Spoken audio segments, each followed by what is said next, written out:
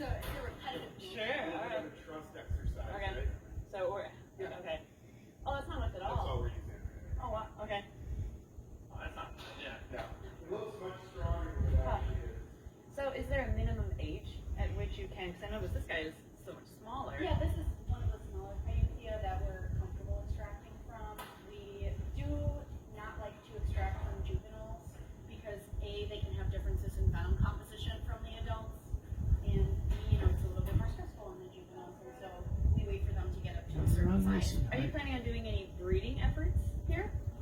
We do some minimal breeding, but it's No, I'm not. from our production efforts. Here he is. Focus so much on our venom production, so it takes animals off the venom line when we have to breed them.